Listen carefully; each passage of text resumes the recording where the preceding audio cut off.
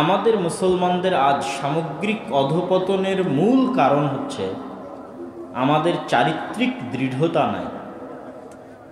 চারিত্রিক দৃঢ়তা নাই মানে ন্যায়পরায়ণতা নাই, আমানতদারিতা নাই, সততা নাই। যেমন গতকাল বেইলি রোডের যে বিল্ডিংটা আগুনে জ্বলে পুড়ে গেল, এই বিল্ডিংটা তৈরি থেকে নিয়ে আগুনে পোড়া পর্যন্ত প্রত্যেকটা স্তরে অসততা ছিল, অন্যায়পরায়ণতা ছিল, আমানতদারিতা ছিল প্রত্যেকটা স্তরে। যে হয়তো বাড়ি বানিয়েছে ও কারো টাকা মেরে দিয়ে বাড়ি বানিয়েছে, ওই বিল্ডিংটা যে তৈরি করেছে হয়তো কারো টাকা মেরে দিয়ে বিল্ডিংটা তৈরি করেছে। যদি না করে থাকে ভালো, আলহামদুলিল্লাহ। হয় দুর্নীতি করে তৈরি করেছে, না হয় ব্যাংকের সুদের টাকায় লোন নিয়ে তৈরি করেছে, না হয় ঘুষ খেয়ে তৈরি করেছে। এবার যখন বাড়িটা তৈরি করেছে তখন ওই বাড়ির ইঞ্জিনিয়ারিং প্ল্যান পাস হওয়াতে প্রত্যেকটা স্তরে ইঞ্জিনিয়ার থেকে শুরু করে রাজুকে যারা প্ল্যানের অনুমোদন দেয় তারা থেকে শুরু করে প্রত্যেকটা টেবিলে মানুষ ঘুষ খেয়েছে। প্রত্যেকটা টেবিলে ঘুষ খেয়ে একটা অনিয়ন্ত্রিত, অপরিকল্পিত একটা বাড়িকে তৈরি হয়ে গেছে সবার চোখের সামনে। অত্র অঞ্চলের থানা পুলিশ তারাও ঘুষ খেয়েছে। তারপরে যখন ওটা তৈরি হয়ে গেছে, তৈরি হয়ে যাওয়ার পর যারা হয়তো ভাড়া নিচ্ছে, ভাড়া নিয়ে হয়তো যারা ব্যবসা করছে, তারাও এরকম প্রত্যেকটা ধাপে ধাপে অসততা, অন্যায়পরায়ণতা, আমানতদারিতার সাথে জড়িত। এইভাবে ওই একটা বাড়িকে আপনি সামনে রাখেন, অথচ ওরা হয় সবাই নামাজ পড়তেছে, না হয় সবাই হজ করেছে, না হয় সবাই জাকাত দিয়েছে, না হয় সবাই সিয়াম পালন করেছে, না হয় সবাই নিজস্ব এলাকার কোনো না কোনো মসজিদ, কোনো না কোনো জালসার সাথে জড়িত আছে। আমি বাংলাদেশে এতদিন জালসা করে 3-4 বছর একটা জিনিস বুঝলাম যে বাংলাদেশের যে যত উপর পর্যায়েরই সরকারি দায়িত্বশীল হোক না কেন, সে নিজ নিজ এলাকায় হয় মসজিদের সাথে জড়িত, না হয় মাদ্রাসা, না হয় জালসার সাথে জড়িত। সে পুলিশের ডিআইজি হোক আর আর্মির প্রধান সেনাপতি হোক আর যেই হোক, সবাই নিজ নিজ এলাকায় জালসার সাথে, মসজিদের সাথে, মাদ্রাসার সাথে জড়িত। আবার সবাই হজের সাথেও জড়িত, কিন্তু তাদেরই 90 থেকে 99% চরম অন্যায়পরায়ণ, অসৎ এবং অআমানতদার। তাহলে আমরা মুসলমানেরা এখন পর্যন্ত বুঝাতেই পারিনি যে ইসলাম কি, ইসলাম কাকে বলে এবং ইসলাম কোনটা। না আমরা হুজুররা বুঝাতে পেরেছি, না মাদ্রাসা বুঝাতে পেরেছি, না আমরা বই পুস্তক লিখে মানুষকে দাওয়াত দিয়ে বুঝাতে পেরেছি। বরং এই দৃষ্টিকোণ থেকে, অন্তত এই দৃষ্টিকোণ থেকে আপনি বলতে পারেন আমি তাদেরকে উপরে উঠাচ্ছি না, তাদের প্রশংসা করছি না, তাদের অনেক অন্য দিক থেকে তারা মুসলমানদের চেয়ে অনেক পিছিয়ে আছে, কিন্তু অন্তত এই জায়গায় ইসলামী রাষ্ট্র ব্যবস্থাপনায় একটা ইসলামী রাষ্ট্রের যে মৌলিক ভিত্তি এবং অবকাঠামো থাকা দরকার, ন্যূনতম মানবাধিকার এবং ন্যায়পরায়ণতা থাকা দরকার, সেটা অনেকটাই আমেরিকা এবং ইউরোপের কান্ট্রিগুলোতে, দেশগুলোতে আছে। দেখেন আল্লাহ সুবহানাহু ওয়া তাআলার পক্ষ থেকে রাসূল সাল্লাল্লাহু আলাইহি ওয়াসাল্লাম বলেছেন, সাবআতুন ইউদিল্লুহুমুল্লাহ ইয়াওমা লা দিল্লা ইল্লা দিল্লুহ।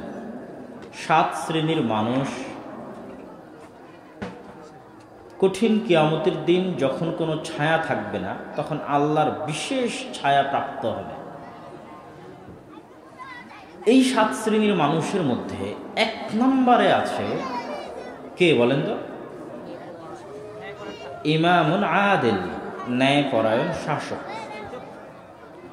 আমি নিজেও এই হাদিস ইতিপূর্বে যতদিন বলেছি, তথা আমার ইউরোপ বা ইংল্যান্ড সফরের আগে এই হাদিস যতদিন বলেছি, ইমামুন আদিল, ন্যায়পরায়ণ শাসক, এতটুকু অনুবাদ করে দিয়ে পার হয়ে গেছে।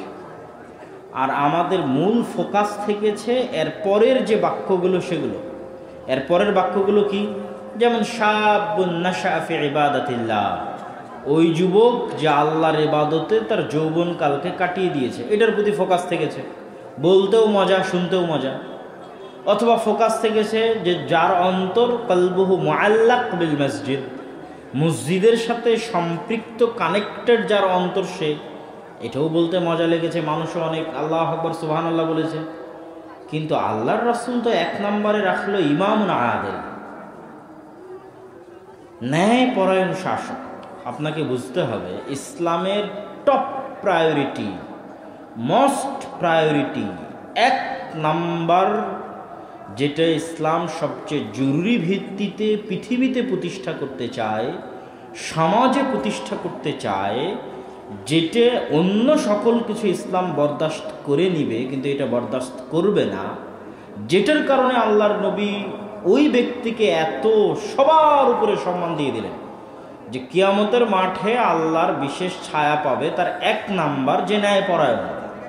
ন্যায়পরায়ণ শাসক মানে খালি দেশের রাষ্ট্রনেতা নয়, ন্যায়পরায়ণ দায়িত্বশীল মানে ন্যায়পরায়ণ মেম্বার, ন্যায়পরায়ণ চেয়ারম্যান, ন্যায়পরায়ণ এমপি, ন্যায়পরায়ণ মন্ত্রী, ন্যায়পরায়ণ ওসি, ন্যায়পরায়ণ এসপি, ন্যায়পরায়ণ ডিসি, ন্যায়পরায়ণ এসিল্যান্ড, ন্যায়পরায়ণ সাব রেজিস্ট্রার, যত মানুষ সমাজে দায়িত্ব পালন করছে, ন্যায়পরায়ণ মসজিদ কমিটির সভাপতি, ন্যায়পরায়ণ মাদ্রাসার পরিচালক, ন্যায়পরায়ণ মাদ্রাসার প্রিন্সিপাল, যত যে জায়গায় ন্যায়পরায়ণ সংগঠনের নেতা, ন্যায়পরায়ণ সংগঠনের দায়িত্বশীল।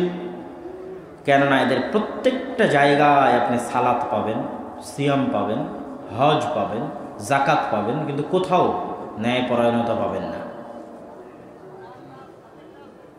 মসজিদ কমিটির সভাপতির কাছেও না, মাদ্রাসার পরিচালকের কাছেও নয়, সংগঠনের নেতার কাছেও নয়।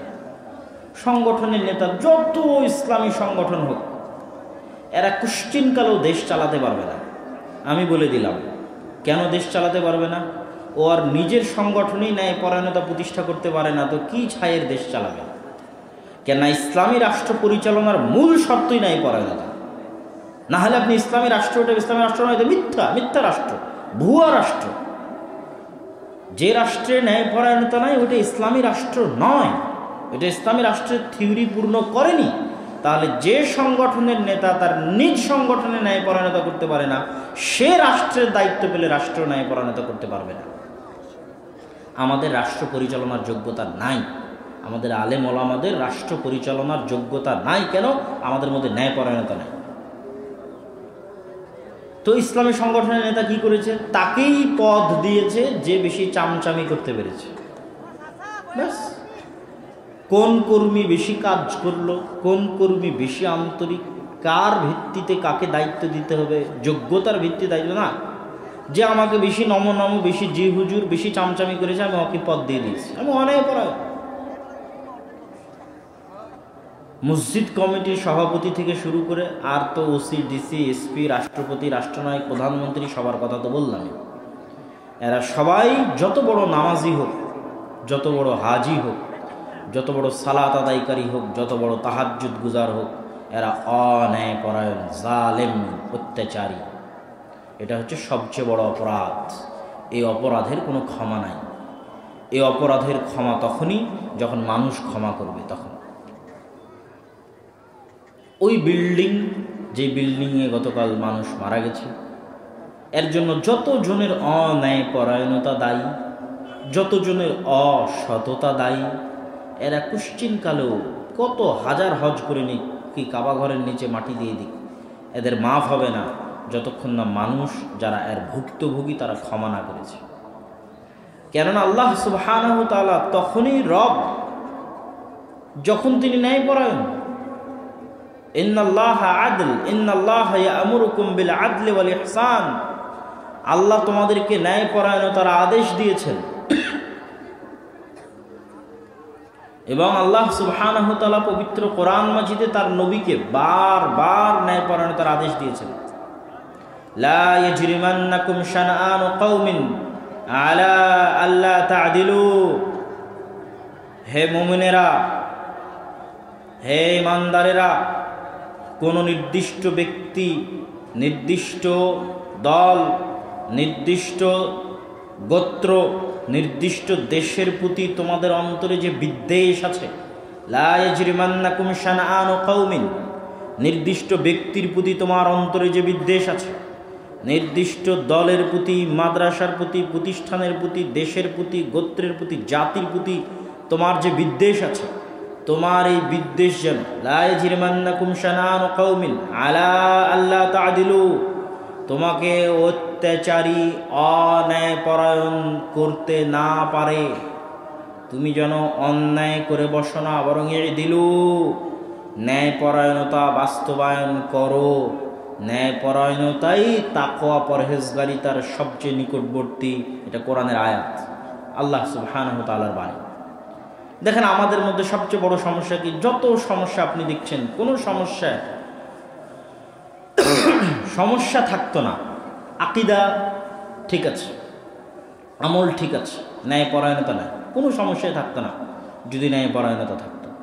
ওই যে ফেসবুকে যে সমালোচনা করছে, যে বক্তা আর এক বক্তার সমালোচনা করছে, ফেসবুকে একজন আরেকজনের সাথে মারামারি করছে, ফিল্ড পর্যায়ে এক দল আর এক দলের সাথে মারামারি করছে, কেউই সমালোচনায় ন্যায়পরায়ণতা বজায় রাখতে পারছে না।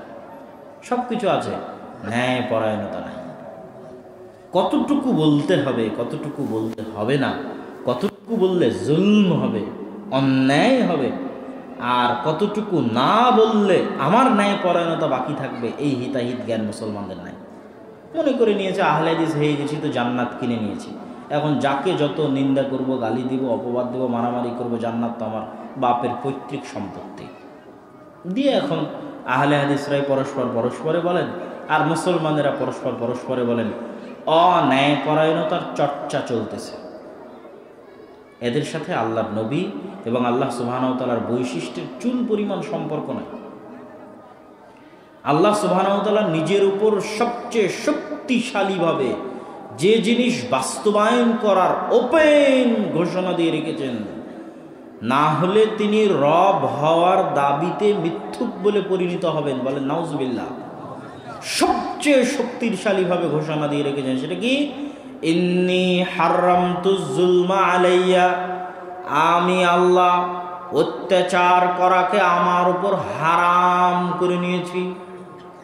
পৃথিবীর কোনো মানুষ, পৃথিবীর কোনো প্রাণী, পৃথিবীর কোনো জীব জন্তু, জানোয়ার, পাখালি যেই হোক না কেন, যার উপর চুল পরিমাণ জুলম করবে, অত্যাচার করবে, আর ওই ব্যক্তি, ওই মানুষ, ওই পশু যদি দুনিয়ার মাটিতে তার ওই অত্যাচারের বিচার না পায়, যেমন আপনারা এখানে যতজন বসে আছেন, আপনারা মাপেন, এগুলো তো সব উপর পর্যায়ের আলোচনা হলো।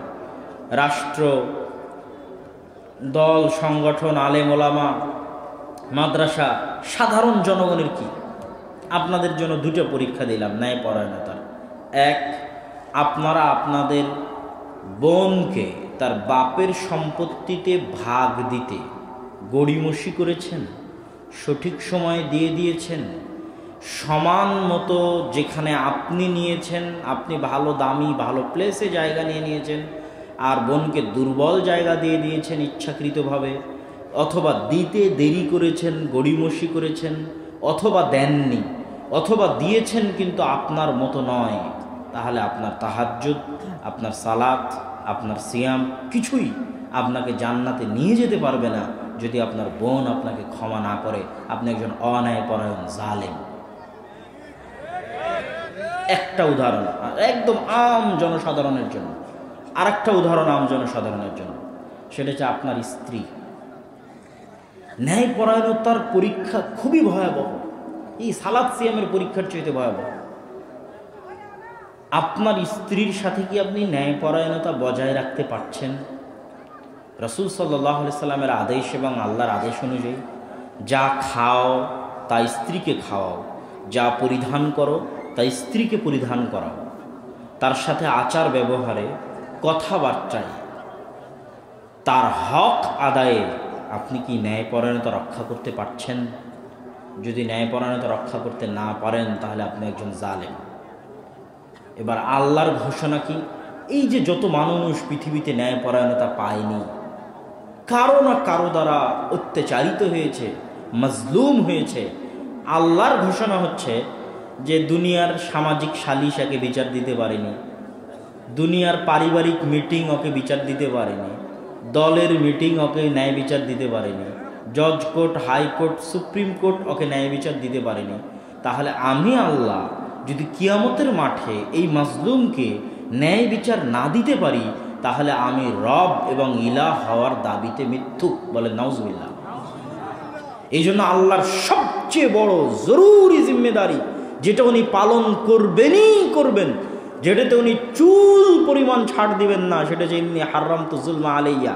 আরে বান্দা তো বহুদূরের কথা, মানুষ তো বহুদূরের কথা, জিন তো বহুদূরের কথা, পশু প্রাণীও যদি একজন আরেকজনের উপর জুলুম করে, আল্লাহ কিয়ামতের মাঠে ওই পশু প্রাণীকে জীবিত করে তাদের মধ্যে ন্যায় পরায়ণতা বাস্তবায়ন করে দিবেন।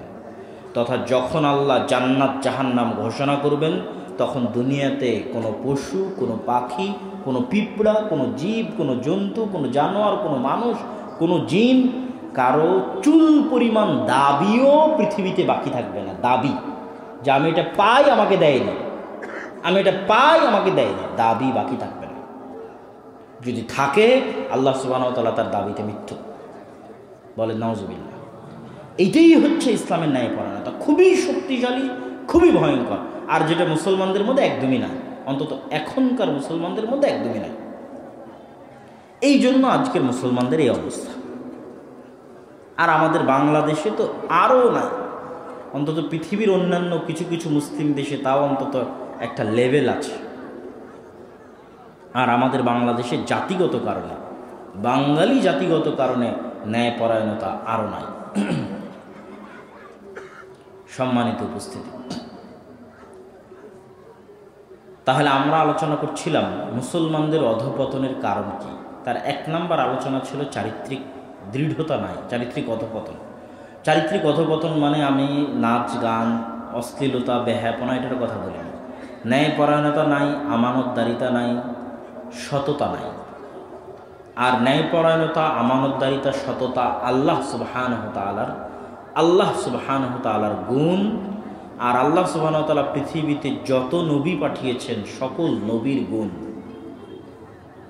যেমন আমাদের নবী মুহাম্মদ সাল্লাল্লাহু আলাইহি ওয়াসাল্লাম সালাতের আদেশ পাওয়ার আগে, সিয়ামের আদেশ পাওয়ার আগে, কোরআন পাওয়ার আগে, হজের আদেশ পাওয়ার আগে জন্মগত ন্যায়পরায়ণ, জন্মগত সত্যবাদী, সৎ, জন্মগত আমানতদার।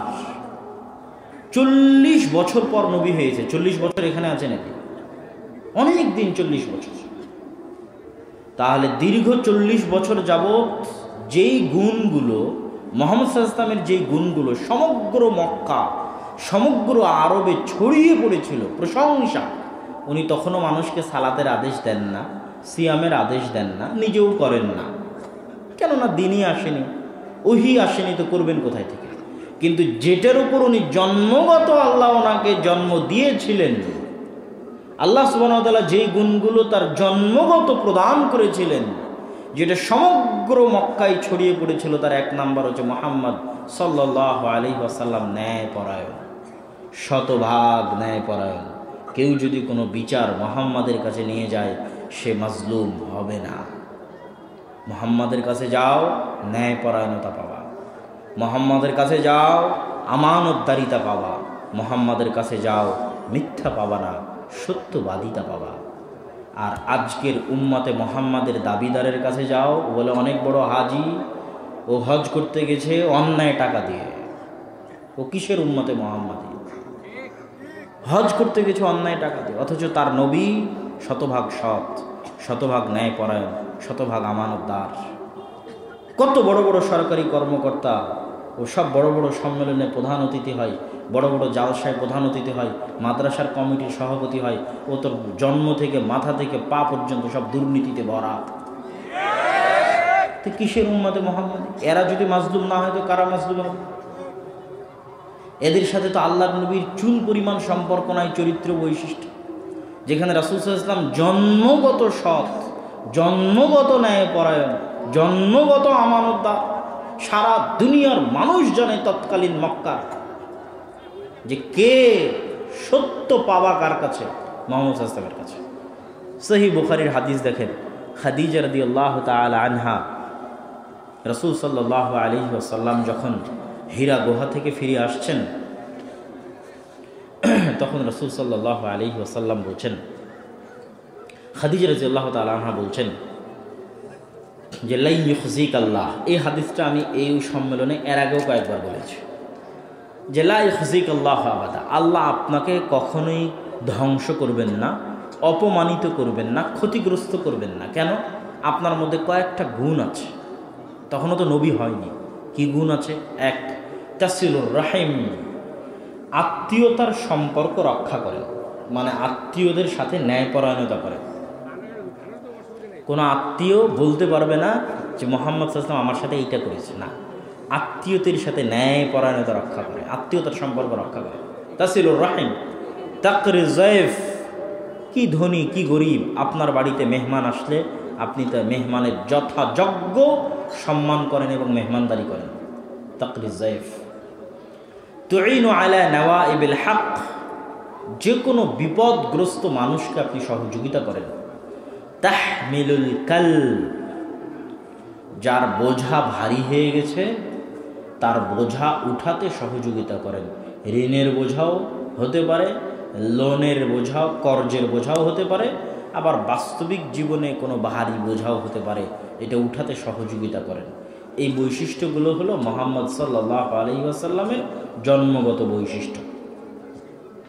আর একটা জিনিস আপনাদের বলি,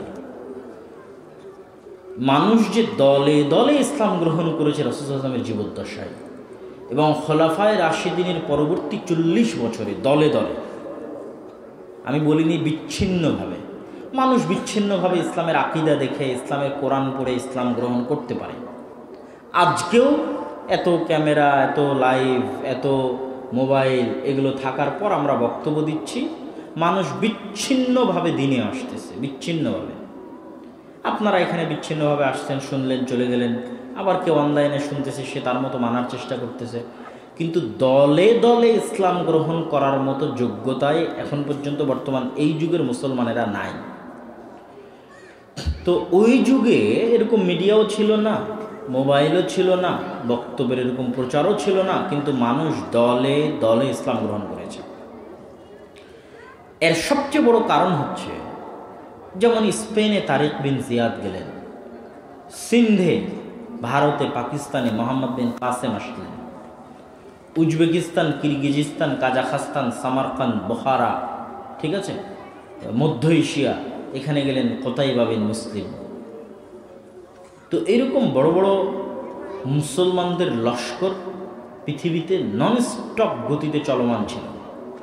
তো এই ননস্টপ গতিতে যে মুসলমানেরা অতি অল্প সময়ে অর্ধ পৃথিবী জয় করে নিল, এর পিছনে ইসলামের সবচেয়ে বড় যে সৌন্দর্যটি কারণ, ইসলামের সবচেয়ে বড় বৈশিষ্ট্যটি এটা হতে সহযোগিতা করেছে, সেটা হচ্ছে তারিক বিন জিয়াদ যখন স্পেনে গেছে তখন স্পেনের মানুষ ছিল মাজলুম, অত্যাচারিত, তাদের কোনো হক ছিল না।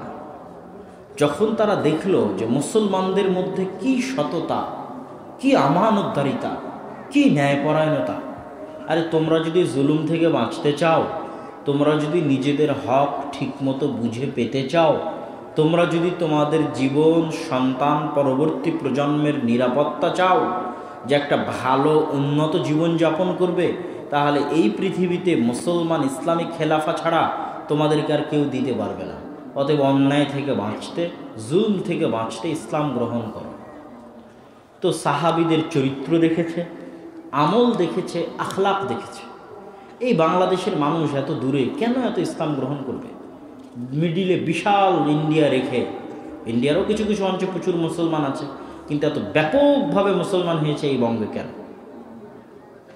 এই বঙ্গের মানুষেরা ছিল নির্যাতিত।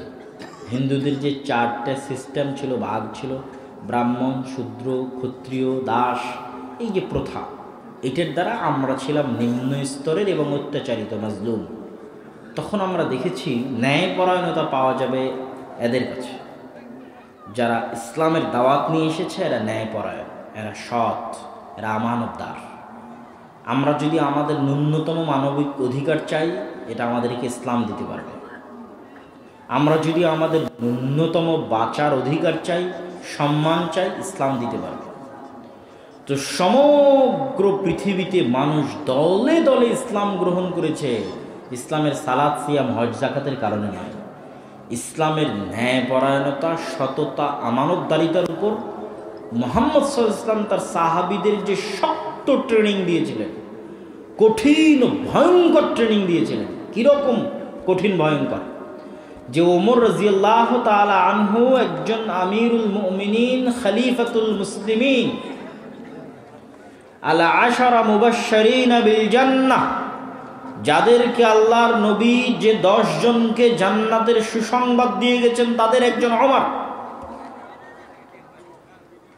ওমরকে যেই দিন আবু উবাইদা ইবনুল জাররাহ ফিলিস্তিনের জেরুজালেম থেকে চিঠি লিখলেন, আমিরুল মুমিনিন খলিফাতুল মুসলিমিন, মসজিদে আকসার চাবি আপনি না আসলে হস্তান্তরিত হবে না। ওমর রাদিয়াল্লাহু তাআলা আনহু মদিনা থেকে চিঠি লিখে দিলেন যে আনা আতি, আমি আসতেছি। তো আসবেন প্রায় 1200 কিলোমিটার পথ, মদিনা থেকে জেরুজালেম প্রায় 1200 কিলোমিটার পথ, ঢাকা থেকে দিল্লি প্রায় 1600 কিলোমিটার পথ, কাছাকাছি এইরকম। তো এই 1200 কিলোমিটার পথের অর্ধেক পথ, তথা 600 থেকে 700 কিলোমিটার অর্ধেক পথ ওমর রাদিয়াল্লাহু তাআলা আনহু নিজে উটের পায়ে হেঁটেছেন মরুভূমিতে, আর গোলামকে উটের পিঠে বসিয়ে রেখেছেন। প্রশ্ন হচ্ছে, ওমর রাদিয়াল্লাহু তাআলা তো ভাবতে পারতেন যে আমি জান্নাতের সুসংবাদ প্রাপ্তদের একজন, আমি আল্লাহর নবীর অনেক নিকটের সাহাবী, আবু বকর রাদিয়াল্লাহু তাআলা আনহুর পরেই হচ্ছে আমার মান এবং মর্যাদা, জান্নাত তো আমার কনফার্ম, নিশ্চিত, আমি জান্নাতে যাবই। আমি আবার আমিরুল মুমিনিন খলিফাতুল মুসলিমিন, ঠেকায় কে? ভাবতে পারত। আবার উনি কি বেনামাজি? না। উনি কি সিয়াম ছেড়ে দিয়েছে? না। উনি কি যাকাত আদায় করে না? না। উনি কি হজ করে না? না। সবই আছে। 5 ওয়াক্ত সালাত আদায়কারী, রাতে উঠে সালাত আদায়কারী, নফল সিয়াম পালনকারী, রমাজানের সিয়াম পালনকারী, হজ আদায়কারী, এত সকল গুণাবলী থাকতে কি ঠেকা পড়েছিল পায়ে হেঁটে অর্ধেক রাস্তা যাওয়ার? এই পায়ে হেঁটে অর্ধেক রাস্তা যাওয়াটা প্রমাণ করে যে ইসলামের সকল কিছুর উপর যেটা আপনাকে নিশ্চিত করতে হবে, এটা হচ্ছে আপনি ন্যায়পরায়ণ, আপনি জালেম নন, আপনি ন্যায়পরায়ণ। আপনি নামাজি নিশ্চিত করার আগে নিজেকে নিশ্চিত করেন যে আপনি ন্যায়পরায়ণ। এটা যদি না থাকে আপনি জান্নাতে যেতে পারবেন না। ওই গোলাম যদি বলে বসে কিয়ামতের মাঠে যে আল্লাহ ওমর রাদিয়াল্লাহু তাআলা আমার উপর জুলুম করেছে, ওমর রাদিয়াল্লাহু তাআলা জান্নাতে যেতে পারবেন না, ওই গোলাম ক্ষমা না করা পর্যন্ত, এই কথাই ঠিক। তো এই শিক্ষা আমার নবী ওমর রাদিয়াল্লাহু তাআলাকে দিয়ে গেছিলেন। এই জন্য ওমর রাদিয়াল্লাহু তাআলা শুধু ন্যায়পরায়ণতা ঠিক রাখতে, আর কিচ্ছু না, শুধু ন্যায়পরায়ণতা ঠিক রাখতে, যে ন্যায়পরায়ণতার মাপকাঠিতে কিয়ামত পর্যন্ত কেউ বলতে পারবে না আমি ওমর অন্যায়পরায়ণ শাসক ছিলাম। কিয়ামত পর্যন্ত মানুষকে বলতে হবে আমি একজন শতভাগ ন্যায়পরায়ণ শাসক। শুধু ন্যায়পরায়ণতার মাপকাঠিতে নিজেকে শতভাগ সঠিক প্রমাণ করতে ওমর রাদিয়াল্লাহু তাআলা জেরুজালেম, মদিনা থেকে জেরুজালেমের অর্ধেক রাস্তা পায়ে নিজে হেঁটেছেন আর উটের রশি ধরে টেনেছেন, এর নাম ন্যায়পরায়ণতা। তাহলে আমরা আমাদের স্বাভাবিক ব্যক্তিগত জীবন, পারিবারিক জীবন, মাদ্রাসার জীবন, সংগঠনের জীবন, দলের জীবন, রাষ্ট্রের বিভিন্ন দায়িত্বের জীবন, কোথায় আমরা ন্যায়পরায়ণ? প্রত্যেকটা জায়গায় আমরা হচ্ছে আল্লাহ সুবহানাহু ওয়া তাআলার সাথে ধোঁকা দিচ্ছি। নামাজ দিয়ে ধোঁকা দিচ্ছি, ঠিকই অন্যায় করছি, মনে করছি নামাজ পড়ে মাফ করে নেব। ইসলামী জালসার প্রধান অতিথি হয়ে মনে করছি মাফ করে নেব। মসজিদের কমিটি হয়ে মনে করছি মাফ করে নেব। হজ করে মনে করছি মাফ করে নেব। এগুলো সব দিয়ে সবই মাফ হয়ে যাবে, কিন্তু অন্যায়পরায়ণতা মাফ হবে না। যার সাথে অন্যায় করা হয়েছে সে মাফ না করা পর্যন্ত। সম্মানিত উপস্থিতি, তাহলে মুসলমানদের সবচেয়ে বড় সমস্যা হচ্ছে তাদের চারিত্রিক দৃঢ়তা নাই এই দিক থেকে। আর এই চারিত্রিক দৃঢ়তা হারিয়ে ফেলেছিল বানু ইসরাইলেরা। এই জন্য আমি আমার ইদানিং বক্তব্যগুলোতে নাম দিয়েছি মুসলমানদের, যে মুসলমানেরা হচ্ছে এই যুগের বানু ইসরাইল, এই যুগের বানু ইসরাইল। তাহলে আজ থেকে 5000 বছর আগের বানু ইসরাইল কি ছিল? ইউযাব্বিহুনা আবনাআকুম ওয়া ইস্তাহিয়ুনা নিসাআকুম ওয়া ফী যালিকুম বালাউম মির রাব্বিকুম আযীম। আজ থেকে 5000 বছর আগের বানু ইসরাইলদের কথা আল্লাহ সুবহানাহু ওয়া তাআলা কোরআন মাজিদে বলছেন যে বানু ইসরাইলদের ছেলে সন্তানদের ফেরাউন জবাই করত, আর মেয়ে সন্তানদের ফেরাউন বাঁচিয়ে রাখত। তো ওদের ছেলে সন্তানদের গোপনে জবাই করতো না ফেরাউন, প্রকাশ্যে জবাই করত। তাহলে এটা ছিল ওদের লেভেল, সমাজে বানু ইসরাইলদের লেভেল, যে চোখের সামনের ছেলেকে জবাই করে দিবে, কিচ্ছু বলতে পারবে না। আর এবার ফিলিস্তিনে মুসলমানদের লেভেল দেখতে পাচ্ছেন আপনি, যে মুসলমানেরা যে এই যুগের বানু ইসরাইল, তো ওই যুগের বানু ইসরাইলদের সন্তানদের হত্যা করতো 5-10 জন দেখত, আর এখন পর্যন্ত 30,000 হত্যা হয়েছে, গোটা দুনিয়ার মানুষ দেখেছে। এখন পর্যন্ত 30,000 ফিলিস্তিনিকে হত্যা করা হয়েছে, 5-10 জন দেখেনি, গোটা পৃথিবীর মানুষ দেখেছে। পৃথিবীর সব রাষ্ট্রনায়ক, রাষ্ট্রনেতা, রাষ্ট্রপতি, সেনাপতি, মানুষজন সবাই দেখেছে। তাহলে আমাদের ভ্যালু পৃথিবীতে কি? যে 30,000 মানুষকে হত্যা করে দিচ্ছে, গোটা দুনিয়ার মানুষ দেখতেছে, কেউ ঠেকাতে পারে না। তাহলে আমরা হচ্ছে এই যুগের বানু ইসরাইল। ওই যুগের বানু ইসরাইলকে ওই যুগের ফেরাউনেরা ওপেন জবাই করত, এই যুগের বানু ইসরাইলদেরকে এই যুগের ফেরাউনেরা ওপেন বম মেরে হত্যা করতেছে সারা পৃথিবীর চোখের সামনে। তাহলে ওই যুগের বানু ইসরাইলদের এই অবস্থা হয়েছিল কেন? বা তাদের এই রকম যে তাদের যে চারিত্রিক যে দৃঢ়তা ছিল না, সেটা বুঝাতে গিয়ে মূলত আমি আলোচনা করছিলাম যে ওই যুগের বানু ইসরাইলদের চারিত্রিক দৃঢ়তা ছিল না। তার দু একটা উদাহরণ দিয়ে আমরা বক্তব্য সামনের দিকে এগিয়ে যাব। ইয়াকুব আলাইহিসসালাতু ওয়াসসালামের অপর নাম হচ্ছে ইসরাইল। ইয়াকুব আলাইহিসসালাতু ওয়াসসালামের বাবার নাম ইসহাক আলাইহিসসালাতু ওয়াসসালাম। ইসহাক আলাইহিসসালাতু ওয়াসসালামের বাবার নাম ইব্রাহিম আলাইহিসসালাতু ওয়াসসালাম। ইব্রাহিমের ছেলে ইসহাক, ইসহাকের ছেলে ইয়াকুব, ইয়াকুবের ছেলে ইউসুফ। আর এই 4 জন ইহুদি ধর্মেও কমন, খ্রিস্টান ধর্মেও কমন। এই 4 জন বলবো না, বানু ইসরাইলের প্রায় সব নবী কমন, 2-1টা মিসিং হতে পারে। আমরা বলছি ইউসুফ, ওরা বলছে জোসেফ। আমরা বলছি ইয়াকুব, ওরা বলছে জ্যাকব।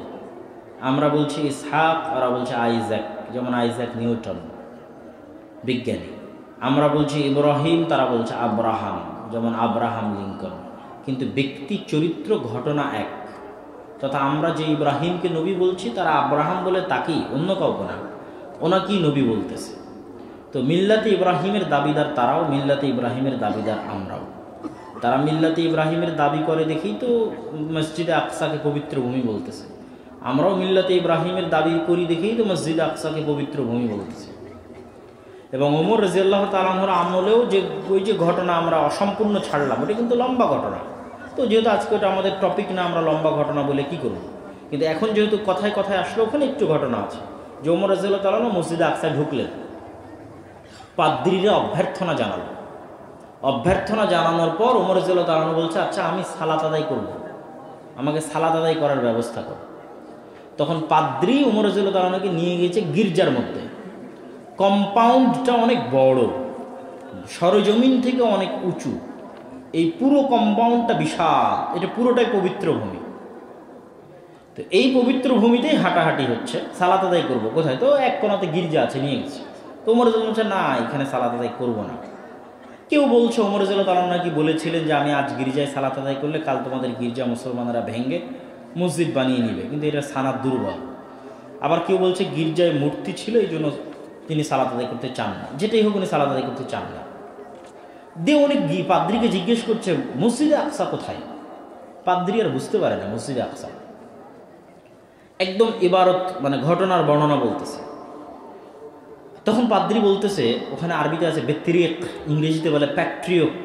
আজকের যারা ইউরোপের খ্রিস্টান, ওরা এই লকব ব্যবহার করে না। ইউরোপের খ্রিস্টান পোপ, কিন্তু রাশিয়ার যারা খ্রিস্টান, ওরা আবার এটা এখনও ব্যবহার করে, প্যাট্রিয়ক, এটা ইউজ করে এই শব্দটা। তো ওই বেত্রিক বা প্যাট্রিয়ক সে বলতেছে যে মসজিদে আকসা, এটা তো চিনি না, জানি না। আচ্ছা আপনি কি ওটার কথা বলতেছেন যেটাকে ইহুদিরা সবচেয়ে বেশি সম্মান করে? দেখেন, তাহলে একটাই প্লেস, একটাই জায়গা যেখানে ওই খ্রিস্টান নিয়ে গেল গির্জাতে সালাত আদায় করতে। তো ওমর রাদিয়াল্লাহু তাআলা বলছে আমি মসজিদে আকসা খুঁজতেছি। ও চিনতে পারে না। তখন বলতেছে আপনি কি ওইটা খুঁজতেছেন যেটাকে ইহুদিরা সবচেয়ে পবিত্র মনে করে? তাহলে ইহুদিও চলে আসলো কিন্তু ওই একটা জায়গার মধ্যে। তখন ওমর বলছে ঠিক আছে চলেন, ইহুদিরা সবচেয়ে পবিত্র কোনটাকে মনে করে সেখানে নিয়ে যান। সেখানে নিয়ে গেল এই কম্পাউন্ডের মধ্যে। তো সেই জায়গাটা অগোছালো, ময়লা আবর্জনায় পরিপূর্ণ, বিভিন্ন পাথর টাথর পড়ে আছে। ওমর রাদিয়াল্লাহু তাআলা নিজে সেটা পরিষ্কার করা শুরু করলেন। পরিষ্কার করে এখন তিনি সালাত আদায় করবেন, ওই জায়গাটা অনেক বড়, কোথায় সালাত আদায় করবেন? তো তখন একজন বলছে যে আমরা এই যে পাথরটা আছে এই পাথরটার পিছনে সালাত আদায় করি। ওখানে একটা পাথর আছে এখনো, যেটা হচ্ছে ডোম অফ দ্য রক, যে সবুজ স্বর্ণালী যে গম্বুজটা দেখেন, ওই স্বর্ণালী গম্বুজের নিচে ওই পাথরটা আছে, তখনও ছিল এখনও আছে।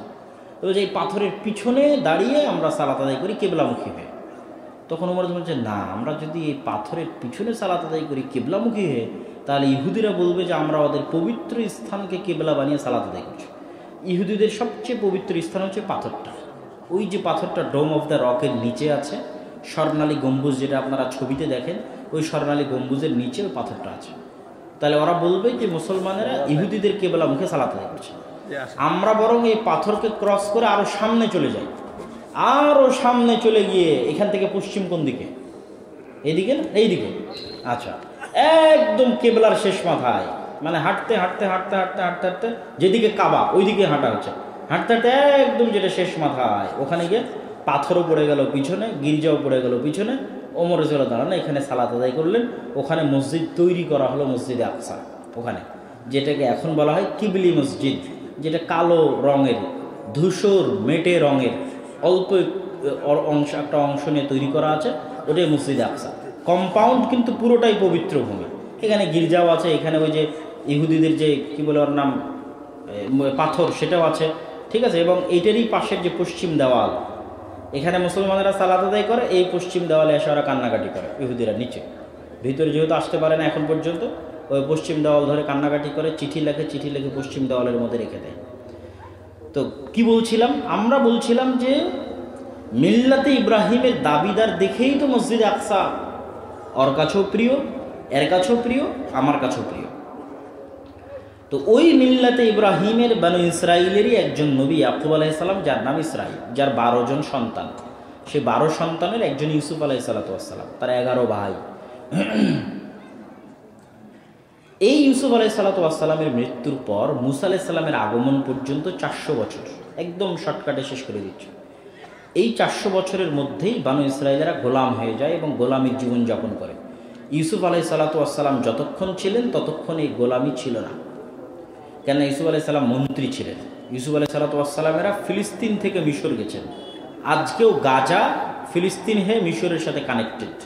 ওই রাস্তা দিয়ে ইউসুফ আলাইহিস সালাম মিশরে গিয়ে জেল খেটে বাজারে বিক্রি হয়ে মানুষের বাড়িতে কাজ করে মন্ত্রী হয়েছে। কিন্তু তার মৃত্যুর পর বানু ইসরাইলেরা গোলাম হয়ে গেছে। এই গোলামি চলেছে 300 বছর। এই গোলামদের মধ্যেই জন্ম হয়েছে মুসা আলাইহিস সালামের। মুসা আলাইহিস সালামকে আল্লাহ ফেরাউনের বাড়িতে নিয়ে চলে গেছে। এবার মুসা আলাইহিস সালাম যখন এই বানু ইসরাইলদের নিয়ে পালিয়ে যাচ্ছে, আবার ফেরত যাচ্ছে ফিলিস্তিনে, লোহিত সাগর পার হয়ে, তখন চোখের সামনে ওরা দেখলো যে ওয়াইদ নাজ্জাইনাকুম মিন আলি ফিরাউন, যে ওয়াইদ ফারাকনা বিকুমুল বাহার, ঠিক আছে, যখন আমি সমুদ্রের মধ্যে পার্থক্য তৈরি করে দিলাম, দেওয়াল তৈরি করে দিলাম, ঠিক আছে, ওয়া ওয়ারাকনা আলা ফিরাউন, আর আলে ফিরাউনকে ডুবিয়ে দিলাম, ফিরাউনকে তোমাদের চোখের সামনে ডুবিয়ে দিলাম। এখন এই বানু ইসরাইলেরাই যাদেরকে আল্লাহ যাদের চোখের সামনে ফিরাউনকে ডুবিয়ে দিল, এদেরই ছোট্ট ছোট্ট 2-1টা পয়েন্ট নেন, নিয়ে আমাদের এই আলোচনা আমরা শেষ করে দেব। এক,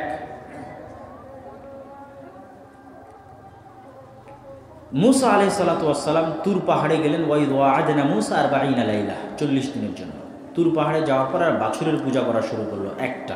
2, তুর পাহাড় থেকে মুসা আলাইহিস সালাম ফেরত আসলেন, এসে বললেন এই যে তাওরাত মানো। তারা বললো যে না, লান নু'মিনা হাত্তা নারাল্লাহ জাহরাতান, ততক্ষণ মানব না যতক্ষণ না তোমার আল্লাহকে নিজে চোখে না দেখবো। বলেন নাউজুবিল্লাহ। নবী চলে গেছে, বাছুরের পূজা শুরু করেছে, নবী ফেরত আসছে, বলছে আল্লাহকে না দেখলে মানব না। আবার এদেরকে আল্লাহ সুবহানাহু ওয়া তাআলা বলছেন তোমাদের পানির ব্যবস্থা নাই। ওয়া ইসতাসকা মুসা লিকওমি ফাকুলনা দ্রিব বিআসাকাল হাজার ফানফাজারাত মিনহু 12 আইনা ক্বাদ আলিমা কুল্লু উনাসিন মাশরাবাহুম। বলছে মুসা, এই মরুভূমিতে তো পানির ব্যবস্থা নাই, কেন? লোহিত সাগরের লবণাক্ত পানি, লোহিত সাগর পার হওয়ার পর ফিলিস্তিন ঢুকা পর্যন্ত বিশাল মরুভূমি, এই বাংলাদেশের চাইতেও বড় হবে, এত বড় মরুভূমি। লোহিত সাগর পার হয়ে ফিলিস্তিনে প্রবেশের আগ পর্যন্ত বাংলাদেশের চাইতেও বড়, অন্তত 2 বা 3 গুণ বড় মরুভূমি আছে, তার নাম সিনাই মরুভূমি। তো পানির ব্যবস্থা নেই। তা আল্লাহ মুসাকে বললেন লাঠি দিয়ে পাথরে আঘাত করো, 12টা ঝর্ণা ধারা বের হলো, 12টা। তারপর তোমরা বললা খাবারের ব্যবস্থা নেই, আমি বললাম আসমান থেকে খাবার পাঠাচ্ছি, মান্নার সালওয়া। মান্না সালওয়া কি? পৃথিবীর সবচেয়ে দামি মাশরুম আর কোয়েল পাখির মতো এক জাতীয় পাখি সকালবেলা গাছে এসে বসে, বিসমিল্লাহ আল্লাহু আকবার বলে জবাই করে ওই দামি মাশরুম দিয়ে খাবার খাওয়া হয়, সরাসরি জান্নাত থেকে আসে। তো এটার ব্যবস্থা আল্লাহ তাদের করে দিলেন। তাহলে তাদেরকে আল্লাহ জান্নাতের খাবার দিলেন, ঝর্ণা দিয়ে পানি দিলেন, ফেরাউনকে ডুবিয়ে মারলেন। এত কিছু করার পর তারা কি বলতেছে? আল্লাহকে না দেখলে ঈমান আনবো না। নবী তুর পাহাড়ে চলে গেলে বাছুরের পূজা করতেছে, তারপরে নবীকে বলতেছে একই রকম খাবার ভালো লাগে না, লান নাসবিরা আলা তুআমিন ওয়াহিদ। এগুলো একটা ঘটনাও আমি বলতেছি না, সব ঘটনা আল্লাহ নিজে কোরআনে বলেছে, যা আয়াত করছি কোরআনে। আর দ্বিতীয় কোনো জাতির ঘটনা এত বিস্তারিত আল্লাহ কোরআনে বর্ণনা করেননি।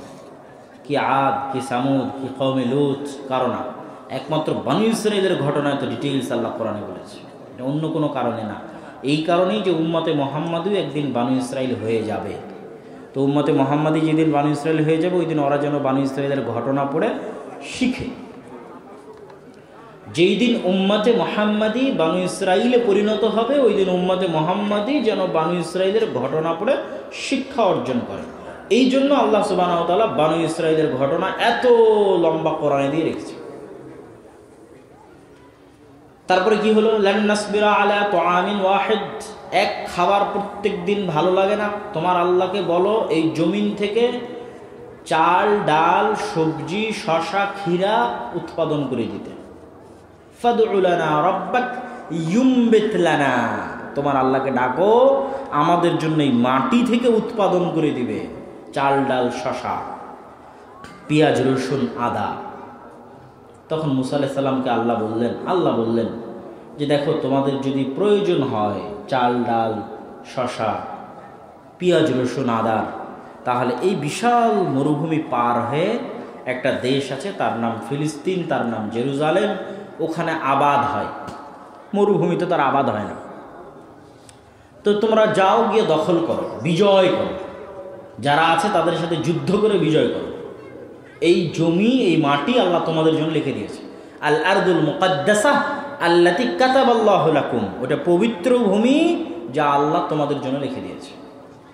সুবহানাল্লাযী আসরা বিআবদিহি লাইলাম মিনাল মাসজিদিল হারামি ইলাল মাসজিদিল আকসা আল্লাযী বারাকনা হাওলাহ, যেই মসজিদে আকসার চারিদিকে আল্লাহ বরকত দিয়ে ঘিরে দিয়েছেন, ওই পবিত্র ভূমিতে চলে যাও। তারা কি বলল? তারা বলল ইযহাব আনতা ওয়া রাব্বুকা ফাকাতিলা, মুসা তুমি আর তোমার আল্লাহ গিয়ে যুদ্ধ করো, আমরা এই যে এখানে বসে থাকলাম, যুদ্ধ যখন শেষ হয়ে যাবে তোমরা বিজয় করবে, ওই দিন আমাদের ডাকিও। বলেন নাউজুবিল্লাহ। তারপরে মুসা আলাইহিস সালাম হতাশ। আল্লাহ মুসা আলাইহিস সালাম বলেন আল্লাহ এই কওমের সাথে আমি পারবো না, আমি আমার আর আমার ভাইয়ের দায়িত্ব ছাড়া কারো দায়িত্ব নিতে পারবো না। তারপরে আল্লাহ আযাব নাযিল করলেন ইয়াতিহুনা ফিল আরদি 40 সানা, 40 বছর এই মরুভূমির মধ্যে পাগলের মতো ঘুরতে থাকো। এই 40 বছরের মধ্যে মুসা আলাইহিস সালাম মারা গেলেন। তারপরে নবী হলেন ইউশা বিন নুন। ইউশা বিন নুন যে বনী ইসরাঈলদের বললেন আমরা অনেক ভুল করেছি, এই আযাব শেষ হলে আমরা তওবা করে চলো যুদ্ধ করি। সবাই মিলে তওবা ইস্তেগফার করে যুদ্ধে নেমে পড়ল, জেরুজালেম বিজয়ের যুদ্ধ। যুদ্ধ বিজয়ের জন্য, এটা আমার অন্য বক্তব্যে যেগুলোতে আমি মসজিদে আকসার আলোচনা করেছি বিস্তারিত আছে। এখন আমাদের আজকের টার্গেট হচ্ছে বনী ইসরাঈলদের সাথে মুসলমানদের মিল। আমরা মুসলমানেরা বনী ইসরাঈল হয়ে গেছে। তো ওই যুদ্ধ বিজয়ের জন্য আল্লাহ সূর্য থামিয়ে দিলেন। সূর্য থামিয়ে দিয়ে আল্লাহ এদেরকে আদেশ দিলেন তোমরা যখন জেরুজালেমে প্রবেশ করবা, অনেক জীবনে ভুল করেছো, আমার কথা অমান্য করেছো, আজকে এত বড় দয়া তোমাদের দিচ্ছি, জেরুজালেম বিজয় করিয়ে দিচ্ছি, তো আবার সূর্য থামিয়ে দিয়ে তো তোমরা একটু মাথা নত করে প্রবেশ ঢুকিয়ে শহরে, আর মুখে উচ্চারণ করিও হিত্তাতুন। হিত্তাতুন হিব্রু শব্দ, যার আরবি হচ্ছে আস্তাগফিরুল্লাহ। মুখে বলবা আস্তাগফিরুল্লাহ আস্তাগফিরুল্লাহ, ঢোকার সময় মাথা নত করে ঢুকবা, তাহলে আমি আল্লাহ তোমাদের ক্ষমা করে দেব। তো এরা কত বড় নিমক হারাম জাতি! এরা যখন এই জেরুজালেম শহরে প্রবেশ করলো, এরা পিছন দিল আগে, আর মাথা নত করলো না। এরকম পিছন আগে দিয়ে এভাবে শহরের মধ্যে ঢুকলো মাথা উঁচু করে, আর মুখে বলল হিনতাতুন। হিনতাতুন মানে গমের দানা। এগুলো সব ঘটনা আল্লাহ নিজে কোরআনে বলছে, আই এম নট সেইং, আমি না, আল্লাহ কোরআনে এই ঘটনাগুলো বলতেছে বনী ইসরাঈলে যে এরা এগুলো করেছে। তাহলে কত রকমের ধোঁকাবাজ, মুনাফিক, শঠতা নিমক হারামি থাকলে আল্লাহর সাথে এরকম ধোঁকাবাজি করা যায়, আল্লাহর সাথে এরকম মুনাফিকি করা যায়, আল্লাহর সাথে এরকম নিমক হারামি করা যায়। আর একটা ঘটনা বলে এদের পর্ব শেষ করে দেব। দাউদ আলাইহিস সালাতু ওয়াস সালাম বানু ইসরাঈলের নবী, জালুতকে হত্যা করে নবী হয়েছে।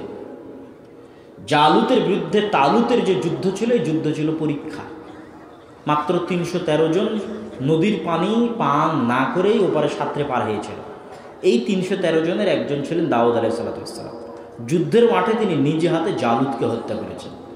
তার এই বীরত্ব এবং ইমানি পরীক্ষার কারণে আল্লাহ তাকে নবী এবং শাসক বানিয়ে দিয়েছেন। আল্লাহ তার কণ্ঠে দিয়ে দিয়েছিলেন সুরতা এবং নম্রতা।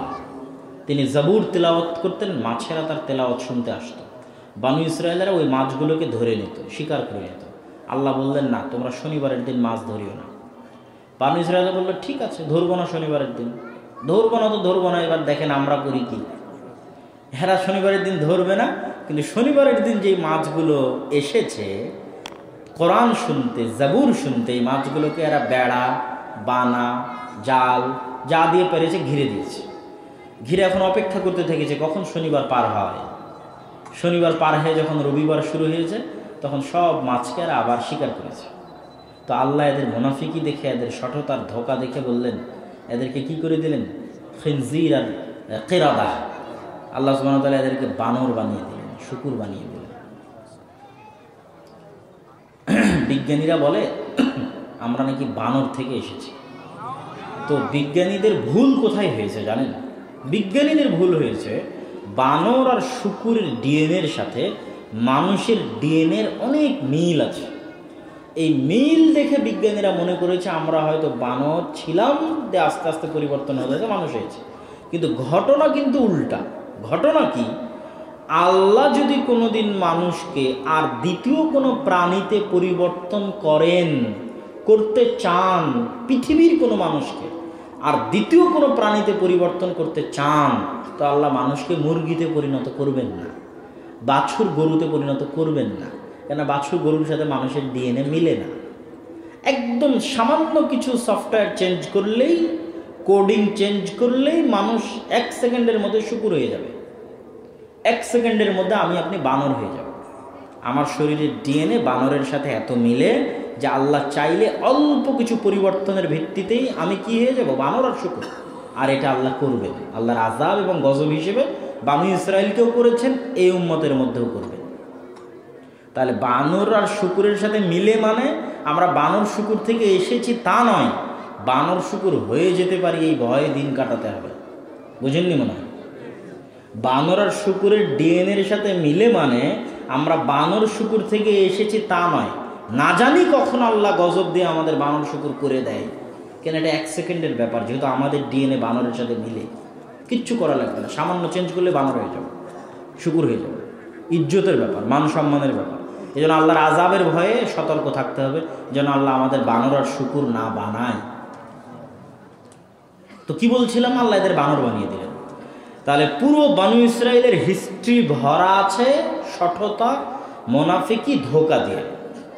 এবার ওই বানু ইসরাইলদের চরিত্রের সাথে বর্তমান যুগের মুসলমানদের চরিত্র মিলান, যারা কিভাবে জনগণকে ধোঁকা দিচ্ছে, আল্লাহকে ধোঁকা দিচ্ছে, মানুষকে ধোঁকা দিচ্ছে। ধোঁকাটা কি? অন্যায়ভাবে সুদের মাধ্যমে, ঘুষের মাধ্যমে, মিথ্যা বলে, দুর্নীতি করে টাকা ইনকাম করছে, আর মাদ্রাসায় দান করে দেখাচ্ছে আমি কত বড় দানবী, হজ করে দেখাচ্ছে আমি কত বড় হাজি। নিজেকে দেখাতে চাচ্ছে, আল্লাহকে দেখাতে চাচ্ছে, মানুষকে দেখাতে চাচ্ছে, কিন্তু পুরো ইনকামই তো হারাম।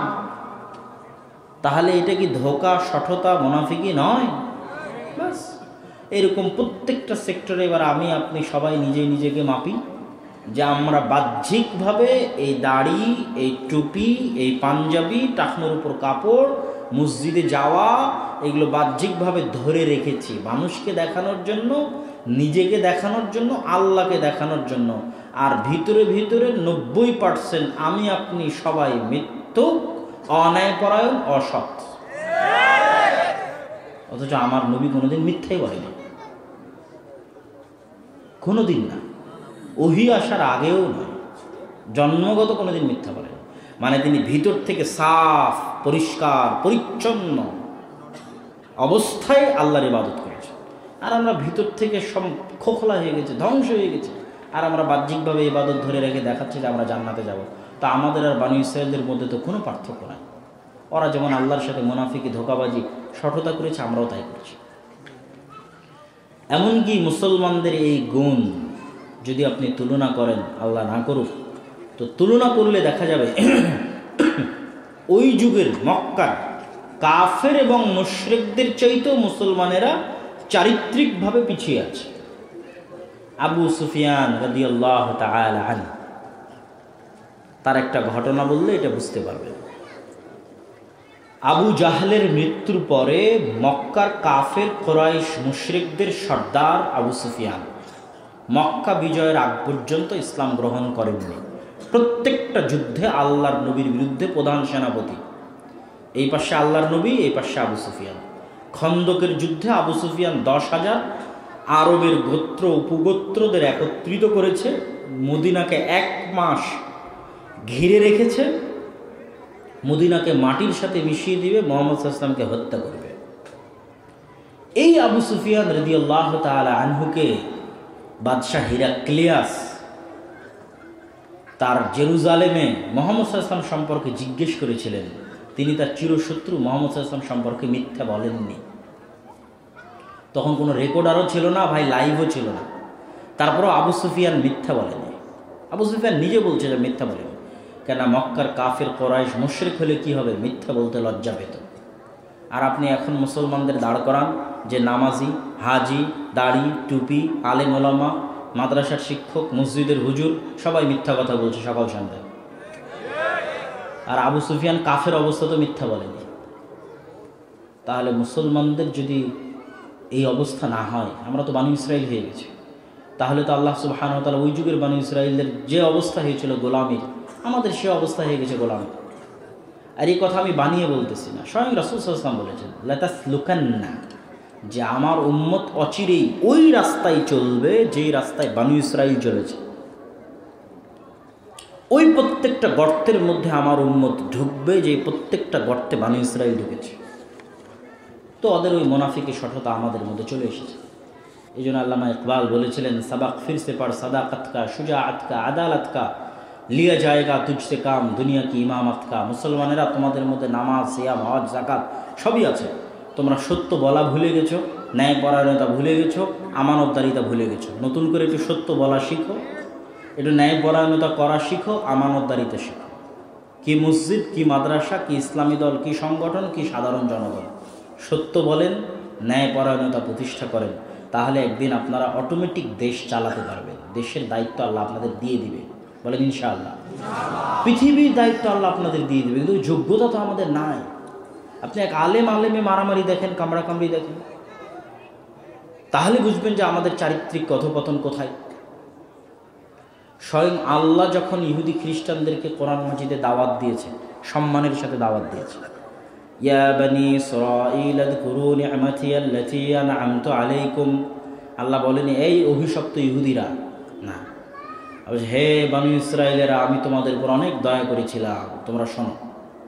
আল্লাহ বলেন এই পথভ্রষ্ট খ্রিস্টানরা না, বলেছে ইয়া আহলাল কিতাব, এই কিতাবের অধিকারীরা, আমি তোমাদের কিতাব দিয়েছি, তোমরা সম্মানিত।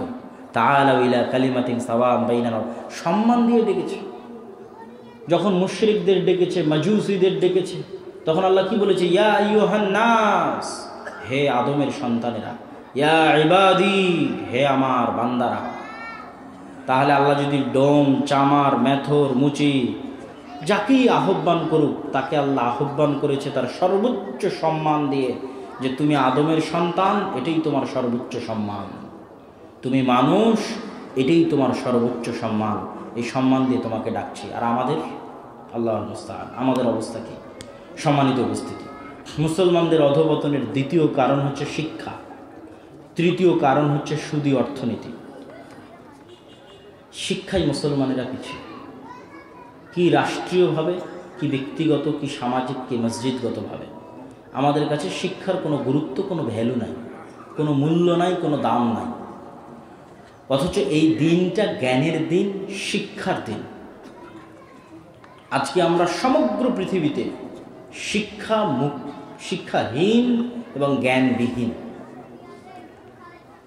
তো আমি আমার এই আলোচনাটা লম্বা না করে একটা পয়েন্ট দিয়ে শেষ করে দিই। সেটা হচ্ছে আমাদের দেশে আপনারা দেখতে পারেন যে বড় বড় জালসা এবং সম্মেলন আয়োজন হচ্ছে দিনের প্রচারের জন্য, কিন্তু আপনি জিজ্ঞেস করেন খ্রিস্টান মিশনারিদের, জিজ্ঞেস করেন ব্রাককে, জিজ্ঞেস করেন যে বাবা তোমরা তোমাদের খ্রিস্টান ধর্ম প্রচার করার জন্য একটা জালসা আয়োজন করো না কেন? তোমরা নাচ গান প্রচার করার জন্য একটা সম্মেলন আয়োজন করো না কেন? ওরা কি করে? খ্রিস্টান আর ব্রাক কি করে? খ্রিস্টান মিশনারি কি করে? শিক্ষা নিয়ে কাজ করে, শিক্ষা প্রতিষ্ঠান নিয়ে কাজ করে, জ্ঞান নিয়ে কাজ করে, সিলেবাস নিয়ে কাজ করে। আর আমরা মুসলমানেরা হচ্ছে হুজুগে। আমরা কাজ করছি কি নিয়ে? আমরা কাজ করছি হুজুগে কিছু জনপ্রিয়তা পাওয়ার জন্য, কিছু বাহবা, কিছু লিল্লাহে তাকবীর পাওয়ার জন্য। শিক্ষা থেকে আমরা হাজার হাজার মাইল দূরে।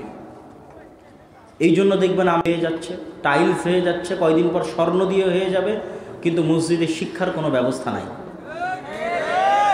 আমার নিজের সফরের অভিজ্ঞতা, যেহেতু 300-র অধিক মসজিদে আমরা ইতিমধ্যে এবং 150-র অধিক মসজিদে আমি নিজে সফর করেছি।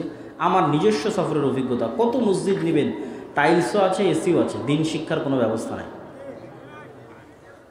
অথচ ওই টাইলস আর এসি ধুয়ে তো আর আপনি পানি খাবেন নাকি? স্বর্ণ দিয়ে মসজিদ তৈরি করে কি আপনি পানি খাবেন? অথচ অত্র অঞ্চলের আশেপাশের সকল যুবক সমাজ ফ্রি ফায়ার, পাবজি, মদ, নেশা, জুয়া, গাঞ্জা, রাজনীতি, মিথ্যা, কিশোর গ্যাং, সকল অপরাধে পরিপূর্ণ হয়ে গেছে। কিন্তু আপনার তো তাদের মধ্যে শিক্ষা দেওয়ার কোনো উদ্যোগ নাই। কিন্তু এরকম স্বর্ণের তৈরি মসজিদ বিরান পড়ে থাকবে। কর্ডোভার জামি মসজিদ, এক ফ্লোরেই 70,000 মানুষ সালাত আদায় করতে পারবে। আজ থেকে 30, 40, 50 বছর আগে ওটাই পৃথিবীর দ্বিতীয় বৃহত্তম মসজিদ ছিল। আর ওটা এখন পৃথিবীর সবচেয়ে বড় গির্জা। ওখানে আজানও দিতে পারবেন না, সালাতও আদায় করতে পারবেন না, মূর্তিতে পরিপূর্ণ। কিন্তু মুসলমানদের জমি, মুসলমানদের মাটি, মুসলমানদের দানের টাকায় তৈরি করা মসজিদ। তো মসজিদ বিরান পড়ে থাকবে, কিন্তু যে শিক্ষাটা আপনি দিবেন এই শিক্ষাটা বাকি থাকবে। এটা হচ্ছে শ্রেষ্ঠ দাওয়াতি কাজ, শিক্ষা হচ্ছে মূল। অতএব আমি আমার বক্তব্যের শেষে এসে আপনাদের কাছে উদাত্ত আহ্বান জানাব যে আমাদের বর্তমান শিক্ষা কারিকুলামের যে বেহাল দশা, আজ থেকে 200, 250, 300 বছর আগে আমাদের বাপদাদারা যখন ব্রিটিশরা এসেছিল, তখন ব্রিটিশরা শিক্ষা ব্যবস্থা তাদের কন্ট্রোলে নিয়ে নিয়েছিল। সকল মসজিদ মাদ্রাসার নামে ওয়াকফ করা সম্পত্তি বাজেয়াপ্ত করে দিয়েছিল। তখন আমাদের বাপদাদারা মনে করেছিল যে মক্তব না চালালে, মসজিদে দিনের শিক্ষা না করলে দিন টিকে থাকবে না। আজ আমাদের মুসলিম দেশে, মুসলিম ভূখণ্ডে শিক্ষা কারিকুলামের যে অবস্থা, আপনারা যদি মসজিদ ভিত্তিক মক্তব পরিচালনা করে 100% মুসলমানের সন্তানকে ন্যূনতম দিনের জ্ঞান না দেন, তাহলে আমাদের ভবিষ্যৎ অন্ধকার। অতএব আপনারা যেখান থেকে এসেছেন, যেখানেই ফিরে যাবেন, এই একটা মোটিভ নিয়ে আপনারা ফিরে যাবেন যে মসজিদ ভিত্তিক দিন শিক্ষা নিয়ে কাজ করবেন। এই হুজুগে কাজ থেকে আমাদের আস্তে আস্তে বের হয়ে আসতে হবে।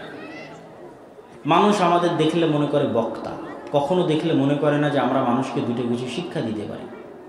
শিক্ষা ভিন্ন জিনিস। আমি বক্তব্য দিতে আসছি, আপনারা এসেছেন, আজ আপনার মসজিদে একটা দাস চালু করি, এক সপ্তাহে একজনও থাকবে না। মানে আপনি আমাকে বক্তাই মনে করেন, শিক্ষা দেওয়ার যোগ্য শিক্ষক মনে করেন না। আমাদের এই জাতির কাছে শিক্ষার মূল্য নাই। কিন্তু এটা কঠিন হলেও এটাই চ্যালেঞ্জিং, এটাই আমাদের মুক্তির রাস্তা। আমাদেরকে এটা নিয়ে কাজ করতে হবে। অতএব আপনারা যারা যেখানে যেভাবেই দাওয়াতি কাজের সাথে সম্পৃক্ত আছেন, মসজিদ ভিত্তিক দিন শিক্ষাকে গুরুত্ব দেন, এটা আমাদের উদাত্ত আহ্বান।